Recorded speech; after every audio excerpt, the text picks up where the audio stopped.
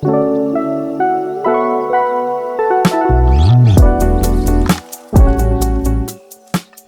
there! Before we get started, a friendly reminder. The information discussed on this podcast is for entertainment and informational purposes only. While our guests are knowledgeable in their respective fields, your personal situation may require unique guidance. We encourage you to consult with a qualified professional for personalized advice. Now enjoy the episode. Hi, and welcome to another episode of AndWon Should Know, where we journey with you through life to figure out some tips and tricks on how to live a healthier and happier you. And today we have an exciting guest with us. She's an oncologist that's focused on gynecology, actually. And there's so much to learn about oncology, Absolutely. which is, I think, an area that's not very focused on, but is so important for women. For sure. I know my gynecology journey has not been easy. Yes. In 2017, I was diagnosed with having some precancer cells in my cervix. I went for a lead cone surgery, journeyed with that gynae for about a year, only to find out that I would need further surgery. But the light at the end of the tunnel came in the shape of our guest today, really, Okay. Dr. Chia Yin Yin, because through her, I realized how important second opinions matter. Always seek second opinion. Yeah. And also that I really didn't need the second surgery to remove more of my cervix. Oh, goodness. Yeah, Yeah. that is so important. It's to always check in to make sure that you're not just seeking advice from one, but double checking it and even sometimes triangulating it with another, just to make sure. So today we're happy to have with us Dr. Chia Yin Yin. She's going to talk about a lot of things that happen to us women in general, and also when you are in your peri and menopause and postmenopausal years. Hopefully we'll be able to learn what kind of protocols we should be taking to ensure that we're in the area of prevention. So what can we check to make sure we're checking things early, to make sure that it doesn't further or get to a place where we don't want it to get to. So we're so glad to have with us today Dr. Chia Yin Yin, who is also my onco-gynae. Thank you for joining us today. It's my pleasure to come. Now, I remember on my last visit to you, you mentioned that you are seeing a lot of ladies much younger than what it was maybe even 10 years ago, who have a lot of cancer symptoms. Yes. Can you tell us a little bit about why all this is happening to younger women these days? Okay. I think a few reasons, Andrea. Firstly, a lot of young women nowadays, they do not get married. Either that or they get married, they decide not to have children. So in the past, we know that pregnancy is protective against uterus cancer, ovarian cancer. And when you are pregnant, you have a tendency to go and see a gynecologist and you get yourself screened. So a lot of young women nowadays, they do not get pregnant, or they're not married and they feel healthy. They feel that there's no need to see a doctor. So by the time they come to us and they present with symptoms, often too late. So a lot of young ladies are not aware. Early cancer, they are silent. There are no symptoms. Yeah. By the time you feel pain, it might be too late. So a lot of them come to me and say, "Oh, no, I have no pain. I don't think I'm having any cancer in me." And I tell them, no, pain is a very late sign of advanced cancer. So in early cancer, when it's very, very treatable, there are often no symptoms. Maybe a little bit of discharge, a little bit of abnormal menses, And all ladies say, no, it's just hormonal. They like to tell me, I think it's hormonal, Dr. Chia. I think it's hormonal. I say, why do you think it's hormonal? You need to see a doctor. Yes, it might be hormonal, but let us be the one to tell you so. Yeah, not guess, right? Yes, you still need to go for your screening test. Right. And what age do you think, would you recommend starting to really screen for? I mean, for gynecological cancers, there are 3. So we have cervical cancer, ovarian cancer, and uterine. So cervical cancer is due to a virus. This virus, we call it the human papilloma virus, or HPV in short. But this virus is sexually transmitted. But I tell ladies out there, it's not the STD. It's a sexually transmitted infection, but it's not the STD. It's not like gonorrhea, it's not syphilis. It is very, very common in the community. So, any contact of body fluid. So be it fondling, petting. So most young people are exposed to the virus in their late 20s, early 20s, depending on your sexual debut. So when you're exposed to the virus, when you have the virus infection, you do not know. There'll be no discharge, there's no fever, there's no smell. You don't feel unwell. It's silent. If you don't go for any screening, you won't know that you have the virus. The virus do not cause cancer all the time, So cancer is like the tip of the iceberg. It's a very rare outcome of a very common infection. It's just that when you get COVID, most of us are okay. Very seldom we die from it. So similarly for HPV, it is common to get infection and not know about it. And cancer is a very rare outcome. I mean, the virus infection is pretty common. Thankfully, most of the virus infection, they are transient. They go away and nothing happened to the woman. Now, in a small minority, about 10 to 20%, the virus will stay. If the virus stays in the cells, it will start to cause the cells to change. These initial changes we call it pre-cancer changes. It tend to happen in the early 30s. Again, no sign, no symptoms. So in the past, when you go for pap smear screening, we're trying to screen for these early changes in the cell. So layman, we call it pre-cancer. We may use a short-term CIN. There are 1, 2, and 3 severity. If we detect them on pap smear, we can see at colposcopy, there'll be a white patch. We burn it away. So I always tell ladies, early treatment not only saves your lives, it saves the womb. Pre-cancer, we don't have to remove the uterus. We don't even have to remove the cervix. We just burn those white patches away. And we can prevent cancer from happening. Yeah, so the problem is that in the past, girls may not know they need to go for pap smear, right? So by the time they develop symptoms like discharge, most women say, I'm okay, but now I got a little bit of discharge, I got a little bit of bleeding, maybe it's time I see a gynecologist, right? Only then they come. It might just be infection, but sometimes it's actually a sign of cancer. So my young cervical cancer patients that come in the recent years, they're all in their early 30s. Some are just married, some about to get married, some just at very, very young kids. Yeah, so like a year ago, I just lost a young girl. She's about 34 when she passes on, diagnosed at 32 with advanced cervical cancer. Daughter was only 2 years old. Yes. So my journey with doctor was the same. There was no symptoms, no nothing.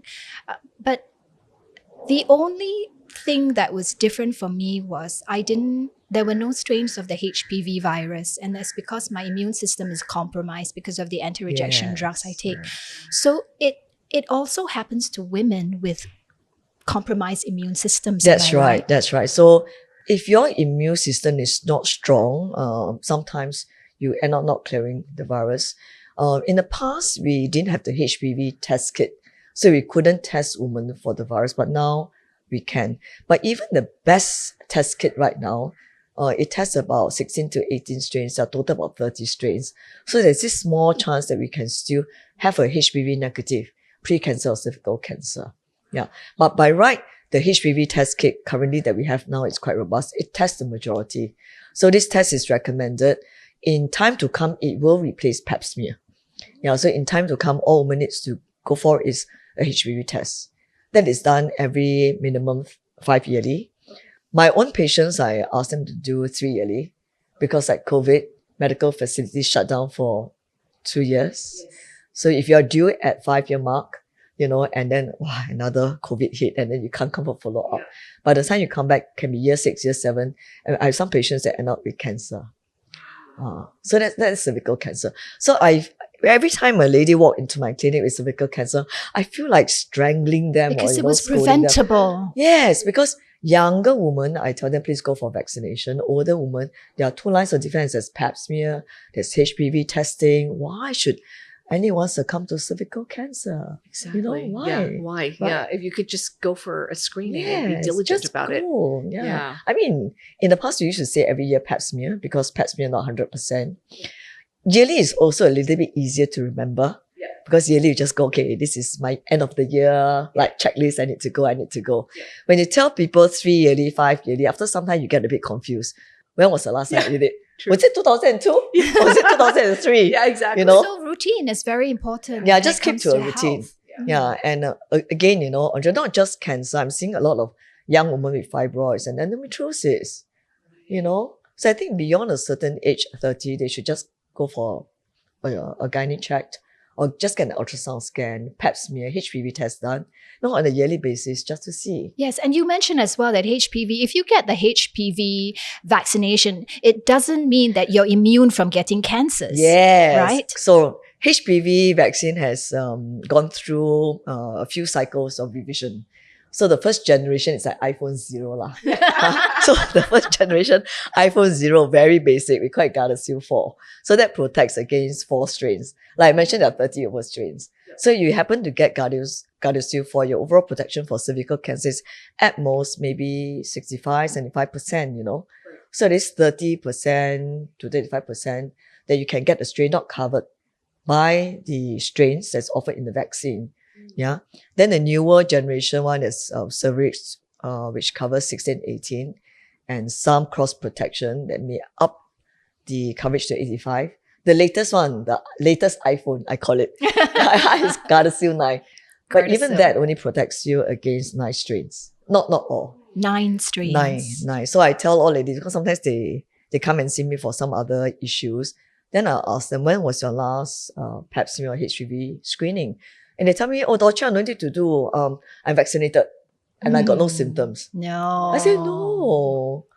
They said, I thought the vaccine is supposed to cover me 100%. I said, no, who says so? Yeah. I am very sure the doctor that gave them the vaccine did tell them, but maybe that time you're young. Forgot. Yeah. You're not so focused. Invincible, you think you're invincible. Yeah. Yes. And why do you think that you're seeing more patients nowadays with cancers, gynecological cancers at a younger age? Okay. For cervical cancer, because it's virus driven, society norms changing.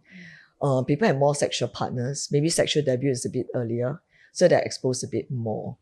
For ovarian cancer, it's very much due to the ovulatory cycles. Yeah? So in the past, our grandmother generation, they got married by 16, 18, then had children after children. So the ovaries are always suppressed. They are not ovulating. They're pregnant all the time, right? So they are protected from ovarian and uterus cancer. But nowadays, ladies, no, right? A lot of my friends in their late 30s, they still do not want to be married, right? Or even if they're married, they don't see the need to have children. Not necessarily we must have children. Yes. We must have them for the right reason, not to protect our ovaries or the uterus, right? Yeah. Oh my God, But so if we are not having children, we must understand. I always tell ladies, the default state not to get pregnant is not the natural state. Because a lot of women think that if I give them hormonal treatment to suppress like menstruation, ovulation, it's not natural. I say, no, you must change your mindset. Because in the olden days, in the animal kingdom, females are always pregnant. So the default stage in nature is to be pregnant. Yes. Not to be pregnant is not the natural state. Yeah, that's true. Yes, we're it's not the preventing natural state. That's why we're seeing more ovarian cancer. We're seeing more uterus cancer. Partly, I think the environment, the environment is polluted. Commercial farming, mass farming, we use a lot of hormones, manipulations, antibiotics. What we give to the animals come to us, right? Even fish is not safe. People say, okay, I take fish. Yeah. I never take chicken. Yeah. Right? Chicken is not safe. I never take any meat. But fish, they realize that fish ingest a lot of microplastics. Right? All the plastic that we just take and throw, right? That degraded, it go into the sea, they form microplastic particles. They are phytoestrogenic-like. So they can stimulate hormonal activity in us. Then a lot of young girls like to use collagen. Yes. Then now the friends say, hey, this one very good placenta supplement, keep your face young. But sometimes if they are effective, generally they are hormone active ingredients. So if they can make your face young and beautiful, I always tell ladies, beauty comes with a price, yeah? Yes. If it make you young and beautiful, they will tell me, Dr. Chia, this is plant-based, it's very safe. I say, no, there's no such thing. Yeah. Right? Because supplements, we don't subject supplements to robust clinical trials. If they are not tried and tested, you take it at your own risk. Whereas if we give you medicinal, Western medicine, hormones or whatsoever, is through clinical trials, is tested. We know the side effects. We tell you, if you take this, these are the side effects. You take it with your eyes open and your ears open. Yeah, there's Like, more you know the governance risk. around Yeah. that. So a lot of my medical- patients tell me, these are plant-based is very safe. On the contrary, I want to tell them, actually, all these plant-based may not be very safe. It's, I'm Yeah. with you on that. Wow. Yeah, that's so all crazy. these things can be hormone disruptors. And that's what Yes. can cause Yes. gynecological issues in women or Yes. gynecological cancers. Yes. Yes. Can you, Dr. Shah, expand a little bit on endometriosis and fibroids? Because I just had a dear friend of mine that just had fibroid surgery, and she, I asked her about, do you have endometriosis? Maybe you can define endometriosis a little so bit. fibroids and endometriosis, they're driven by the female hormone estrogen. Okay. Like I said, in the olden days, females are pregnant all the time. I always tell them the uterus is meant to grow something, right? Nowadays, you all don't grow baby. Yeah. So the uterus, and with all this excess nutrition, nothing better to grow. So they start to grow fibroids. That's my simple layman explanation to the public. But in short, it's really better nutrition. Maybe the food, a lot of hormonal manipulation, the fact that we're not pregnant. Yep. Yeah, the ovulatory cycles, the persistent production of estrogen, it stimulates fibroid formation. So fibroids, they are meatballs. They are meatballs in the uterus. So if you do, Meatballs. yeah. Wow, So if you suddenly I'm thinking of Italian spaghetti dish. Meatballs. But that's a really good image. Yes. They're really like meatballs, So when we do the surgery, we just remove little ball by little ball. Yes. Of course, they range in size. Some can be very small, but some can be humongous, like even 20 cm. Fibroids, they are usually benign. Okay. 0.1% of fibroids do turn cancerous. So the symptoms would be heavy menstrual flow. Heavy menstrual flow, or suddenly you feel like your tummy ballooning. Yeah, so recently I have for us ladies, whenever we have a little bit of tummy, we always think that we are fat. Yeah. We always think that we are fat. But sometimes it might be true. I mean, if let's say you be eating a lot, then yeah lah. Yeah, in our case, it's that. But if let's say you're not really Makan too eating much. a lot, you didn't really change your lifestyle, and your tummy is getting bigger, and your arms are not, when we are fat everywhere, right? Yeah. Fat in the face, fat in the butt, fat in the Legs. breast, and legs, It shouldn't just be the tummy. Right. So if you find that you're just gaining weight at the tummy and nowhere else, alarm bell must ring. Okay. So the way to differentiate is when you lie down.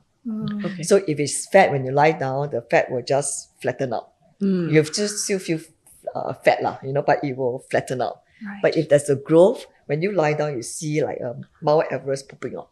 Oh. Yeah. So if you lie down and you see something like jutting out, and if you feel something hard, there's something growing. It's either fibroid or ovarian mass. When you're talking about heavy menses, for example, what about the flip side when you actually have a miscarriage and then you don't regain your menses like for a few months, or it does come, but it's very like minimal, like not enough. Yeah. So when you have very little menses, there are two possibilities.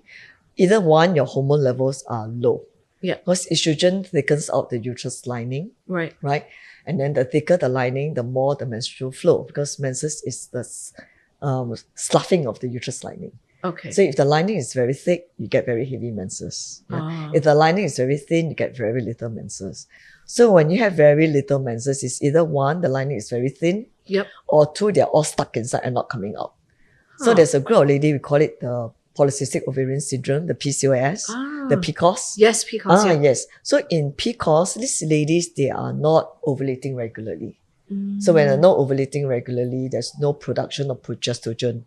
Progesterone is a second hormone, the good hormone, that's produced after we ovulate. Right. It thins out the lining and to induce the menses. So in PCOS ladies, they do not ovulate. So the menses lining gets stuck inside.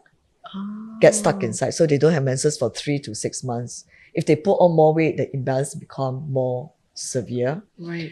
And if the lining doesn't get shed, that's where they end up with uterus cancer. So the second cancer that we see in women is uterus cancer. So uterus cancer, we see in two groups. The young one. So recently I see a lot of young one. And typically they are obese, they love to eat. They don't really exercise. The menses hardly come. But sometimes when the menses come, it's heavy because the lining accumulates and they're non-stop. So a lot of my young ladies, I have so many of them with uterus, pre-cancer and uterus cancer. Oh goodness. So many. And Yeah. the younger ones. The younger ones. The other group is the older woman one, the postmenopausal one. Yes. Okay. So after menopause, we should not have bleeding again. say we're bleeding again after menopause, that's not normal. Alarm bell again must ring. Yep. You know, you cannot be young again, you know. You cannot be born again, Can't virgin. We reverse can't. age, cannot. Yes, we can't. So you have menses again, you know, please see a doctor. Yes. It could be a sign of uterus cancer. Yes. And I always tell patients, the bleeding, when the cancer is small, the bleeding is very little. You know, sometimes the typical story is, oh, I didn't know what, I have been having this spotting, but it's very little for many months, they ignore. By the time the cancer grow and the bleeding become profuse, that's when they come and see us. And by then is, you know, the cancer is quite advanced. So never ignore. If it's just a little bit, never ignore. Yes. Never. Yes. Yeah. Right. But very, very rarely, within the first 2 years of menopause, some women may have 1 or 2 leftover egg. Then they can have an episode of bleeding and it feels like a menses. Then they tell me, hey, can I have menses again after 2 years or no menses? I say, yes, it's possible.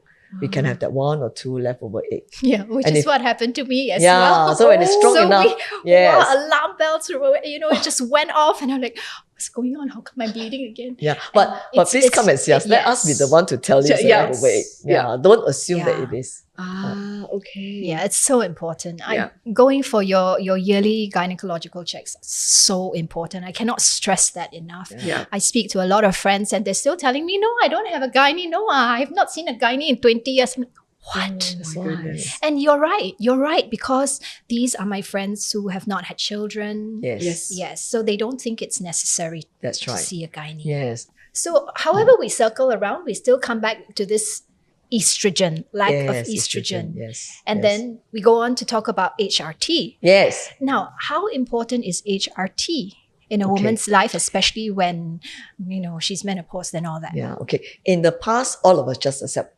menopause. Yeah. Our mothers go through it, our grandmothers go through it, right? Nobody make a big issue out of it. Yes. You know, but now we are all so concerned, you know, we don't want to age. Partly because the average menopausal age is about 50 to 52. In the past, our auntie, our grandmothers, at 50, 52, they look really like quite auntie. Yeah. But now we don't. Yeah. I don't think so. No. We still look good. We don't feel 50. I mean, I'm 50 this year. I feel 30. Oh my God. Yeah, but which the is boy. great.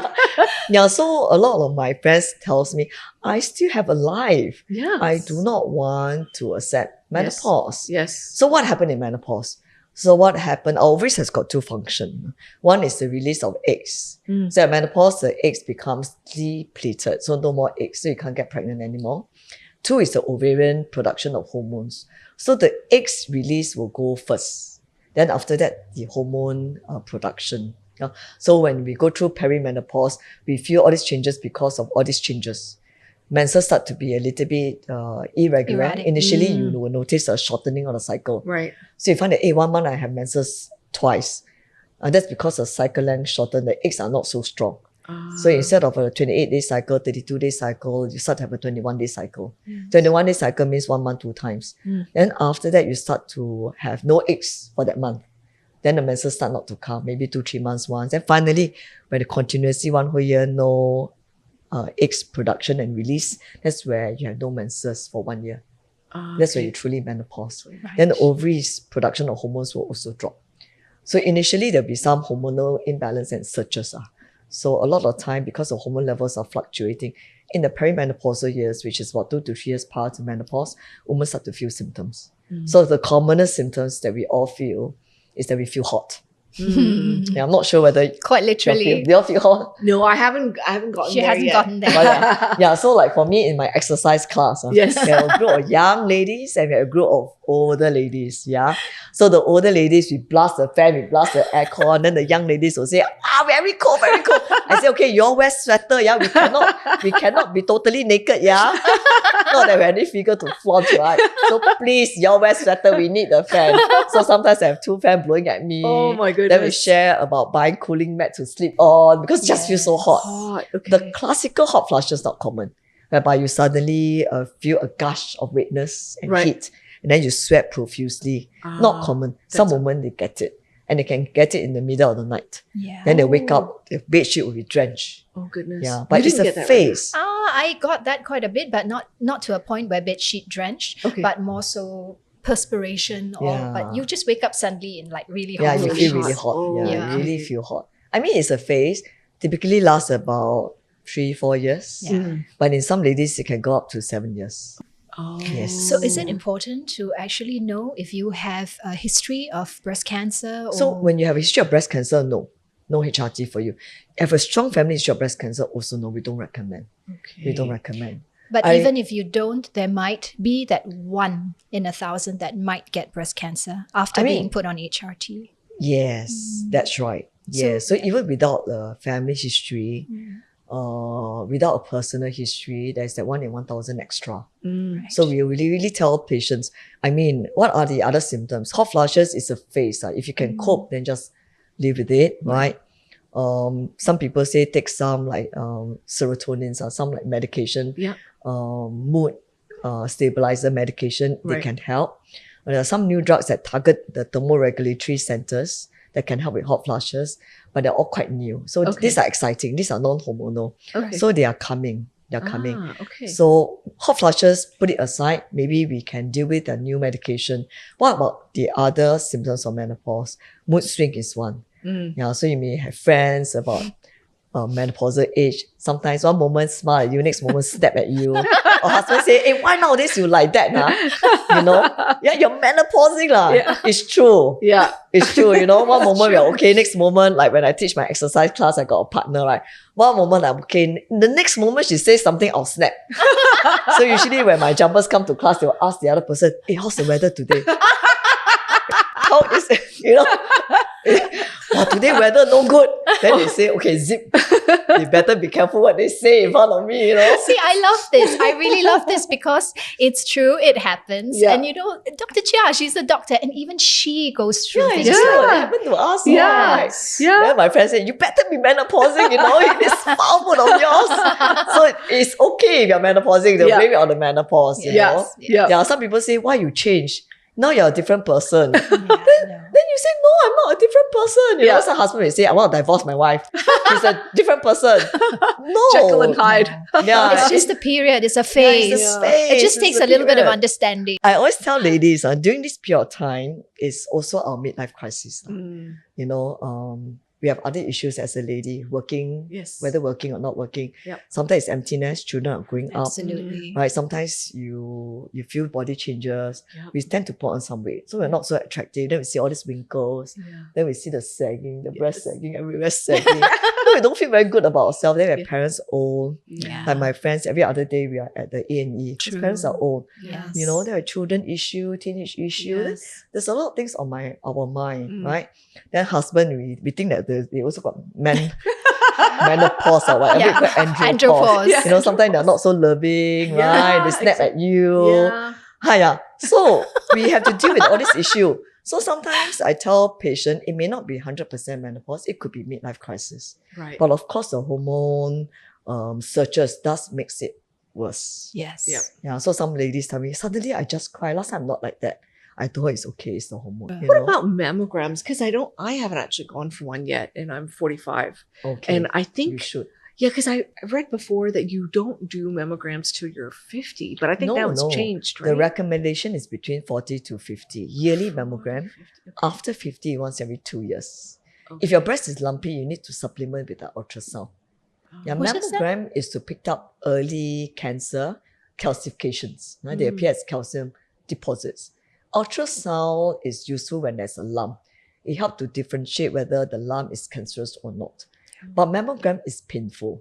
So a lot of ladies, they'll ask me, can I not do mammogram? Because the gap until like, Yeah. cannot take it. Exactly. They say, they say they cannot do ultrasound because ultrasound is painless. I say it's different. Because mammogram, you want to pick up early calcification. Yeah, which ultrasound cannot pick up. Okay. So early calcification is before it forms a lump.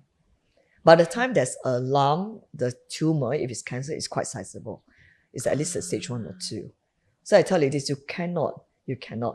So recently I went to try, now this 3D mammogram. My breast quite flat, like Changi Airport one day. So when they gap, they always had to try very hard to gap. And even so, it looks like ECG, Normal, if you do mammogram, if you have done mammogram and you look at the picture, it's like a dome like that, right? With the nipple sticking out. So mine is a straight line like that. ECG, I call it ECG. But some of us are like that lah. So some patients say very flat, no need to do. I say still need to do lah. But I know, sometimes the very big breast one, the gap, they feel very painful. The very small breast one also feel painful because we need to pull very hard. Yeah. So recently, there's this thing called the 3D ultrasound. They don't gap so hard. Okay. They gap like that, then they gap like that, So 3-dimensional, not so painful. But it's twice the price of a normal mammogram. Oh. So I'll tell ladies, if you're really very scared of a conventional mammogram, then you pay a bit more lah. Yeah. Do the 3D. Not so painful. I tried. It's okay. And is the 3D one a lot more accurate as well? Or they're equally accurate? It depends. It Okay. depends. Yeah. It is supposed to be more accurate. Okay. Yeah, but it is Okay. really much more expensive. Twice the price. Right. Thank you so much. This has been so good for us and our listeners out there. Yes. And we always have this section where we debunk myths. Yes, Yeah, yes. Okay. Okay, the first myth that I think a lot of people, I think we touched a little bit upon it earlier, but a lot of people think that if you don't have cancer in your history, like if you don't have family members that have cancer, or it's just not in your medical history, you don't even need to check. Like, just no big deal. You're not going to get it. How true is that? It's totally not true. In fact, 95% of all cancers are not hereditary. They're sporadic. It just happened. 5% of cancers are hereditary. Okay. Yeah, so majority of the time it's not done to be hereditary. Oh, okay. Yeah, but if you do have a family history, your risk is very high. Okay. Like multiple hits, not just one. Right. So we're talking about like mothers, sisters, uncles, and you will know because the family, the multiple hit. Yeah, and nowadays you can actually do genetic testing Yeah. to test whether you have the mutation. Right. For example, BRCA mutation, the one that Angelina Jolie has, Yes. predisposed members in the family to breast and ovarian cancer. Yeah, in fact, those with family history, they're more vigilant with screening. Yes. So on the Exactly. contrary, Yeah. they may not end up with cancer. Yeah. Because they take all these measures, they go for screening, they Yeah. go for risk-reducing surgeries. Yes. It's normal women like you and me think that we're invincible, but not at risk. That's Yeah. where we end up with cancer. Okay. So get checked, Get even checked. if you don't have any family history Yes, of yes, cancers. yes. Okay. Pap smears. Pap smears can detect all gynecological cancers. Yeah. That's right. You see, I do not know why ladies think so, The pap smear is the scraping of cells on the cervix. I do not know why ladies think that scraping of cells represent the entire body. How can that be, right? How can it be? Okay. Okay, not too bad if they think it's some ladies think, okay, it represents the entire female organ. Not so bad. At least they say not the whole body. Yeah. But no, pap smear is designed to detect cells from the cervix. Okay. Sometimes, by some chance, we picked up abnormal cells from the uterus, but it's not meant to be a screening tool for uterus cancer. It cannot pick up abnormal cells from the ovaries. I think a lot of women think that because it's the one thing that everyone talks about, pap smear. So they think, oh, okay, well, pap smear is just going to detect everything, No. everything in your body, it's just that with that one test. So recognizing symptoms then is very important. for Yeah, but Andrea, by the time you have symptoms, often it's too late. Yes. They should go for screening. Yeah, it's true. Always go for Yeah, screening. always go for screening, just once a year. Yeah, just once a year. Okay. So when I come to you, we're always doing screenings, I right? always will Yeah. check. Yeah, I check everything. Yeah. Okay. So a lot of ladies, they thought that when they go to see a gynecologist, just a pap smear, but no. Often the gynecologist will do ultrasound, they'll look at the uterus, they'll look at the ovaries. I think I So need they to keep come thinking see- that the pap smear means no cancer. Actually, because the gynecologist actually screen for everything else, but they're not aware. Right. Yeah. They really have looked at the uterus, they really have looked at the ovaries, at the time of pap smear taking. I think I Yeah. need to come for a thorough screening because I think Yeah. it's important because You know how I've realized that through our podcast? yeah. You need to do a lot of things. Yeah, I my said, goodness. I didn't even know what was done to her, I said, I've done all this, See, yeah, because you don't know what you don't, know, right? True. So I mean, like- it's good that you have faith in us. Yeah, no, trust it's that you'll do the right thing exactly, for you, right? Because Yeah.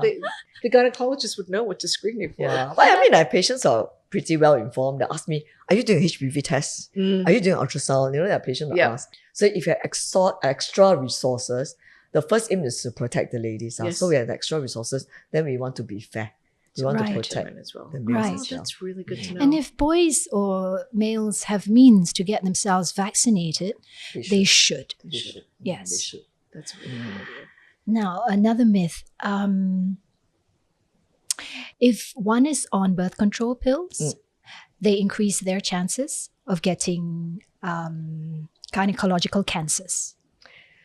Okay, this is not true, Andrea. What gynecological cancer? In the past, there's some studies that if you're on birth control pill, you tend to get cervical cancer. That's before we realized that cervical cancer is due to HPV, which is sexually transmitted infection, although it's not an STI. So in the olden days, girls are on the birth control pill is because they are more sexually active, more partners. So there was a confounding factor. So if you remove that confounding factor, actually there's no correlation. There's no increased use of cervical cancer. You yes, what I mean? yes. That You makes a lot see of sense. yeah. There is the worry about the estrogen in birth control pill causing breast cancer. But to date, it remains theoretical. Okay. It's like HRT like that, Yes. It remains theoretical. The guideline is not contraindicated. There's no increased risk. It's a theoretical risk. But if the family, if she herself have a personal history of breast cancer, or the family has a genetic mutation or very strong risk, we may not want to give any estrogen-based treatment, whether it's birth control, hormone replacement. We may not want to give. Right. We will ask them to explore alternative. If it's for contraception, there are other alternatives. Okay. Yeah. Okay. So one of the other myths that we've been reading about more recently is that the HPV vaccine is not effective. I think there are a lot of conspiracy theories out there saying that, this stuff is not something you should take, that the women should have. It does nothing at all. An anti-vaxxer created this. Yes, they're totally not true. All these anti-vaccinators. So like last night I was just watching a documentary on Netflix on Bill Gates on anti-vaccine, and all these anti-vaccine things that Bill Gates developed a microchip to put in COVID vaccine and people shouldn't go for COVID vaccine. That was during the COVID times, they say Bill Gates is trying to control all of us. How can people be so ridiculous, right? Yeah. Nuts. Yeah, I mean, in all these vaccines, they have gone through very rigorous clinical trials. Okay. And even after the clinical trials ended, populations that receive the vaccine that are followed up lifelong. So like the Nordic populations, the Australian, the Malaysian, now we have like 10, 20 years data. The HPV vaccine is the only vaccine proven to reduce the risk of cancer. Wow. There's only 2 cancers out there that we can reduce or we can prevent with vaccination. One is liver cancer from hepatitis B. And hepatitis B vaccination has been shown to decrease the risk of liver cancer due to hepatitis B. The other one is HPV. Wow. Proven. Yeah, so I'm not sure why all this anti-vaccine. I mean, they can come up with all this ridiculous thing about Bill Gates putting microchips in. Yeah, it's true. God. There always will be people who do not trust vaccine. Right. There will always be. Yes. But I think the general public, we should be sensible. Yep. Yeah, we can assess medical data ourselves. Please don't go and see, hear, say, TikTok. Please go to proper medical channels, and go and do the research yourself. Yes, exactly. Yeah, don't say, my mother said, you tell me, oh my God, next thing you tell another person. Then before that, it became the truth. The truth. Yes. Yeah, that's true. It's terrible, right? It's nowadays we have so many TikTokers educating you on medicine. Yeah, educating each other, and then it became the truth. Yeah. Oh my God. I know. It's quite the cycle these days. I do get a lot of information from other people telling me and I was like, where's this information from? They're like, TikTok. I'm like, okay, well. Yeah. Or 小红书. I mean, there might be some truth, but please, if you're not certain, please verify it. With a either you do it professional. yourself, you can go and look at all the medical journals or websites, they're reliable websites. Yep. In the States, published in the States, UK, Yep. Yeah. Or go and seek consult with a medical professional. For sure. Yeah, we studied so hard for a reason. Yeah, exactly. Absolutely. We don't become a doctor overnight based For on nothing. hearsay. Yeah, exactly. No, that's very true. Yeah. Well, thank you so much for joining us. And we hope you viewers, you enjoyed our podcast session today and learned a lot from Dr. Chia. Yes, I hope all of you get your screenings done. Make sure you are checking in regularly with your professional doctors and not the internet. Thank you so much. Yes, if you've got any questions that you'd like to ask, please write in, let us know, and we'll get them answered for you. Once again, thanks for joining us on AndWon Should Know. And we look forward to seeing you on the next episode. Bye.